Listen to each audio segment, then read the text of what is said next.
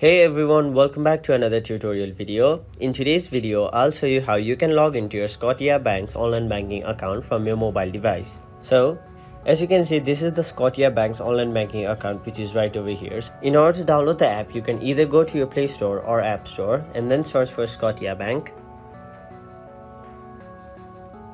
And then you can download the Scotia Bank's online banking account, and once it's downloaded, simply open it.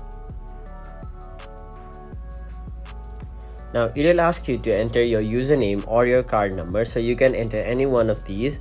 And once you tap continue, which is on the bottom side of the screen, it will ask you to enter your password. So enter your password, and once you tap login, you'll be successfully logged into your Scotia Bank's online banking account. But in any case, if you forgot your username or your password of your Scotia Bank's account, you can simply reset it by tapping the option forgot your username or password and then following the instructions accordingly. But for now, that is how you log into your Scotia Bank's online banking account from your mobile device. Hope this video was helpful to you guys, and if it was, make sure you like this video and subscribe to our channel so that you don't miss out on further videos such as these.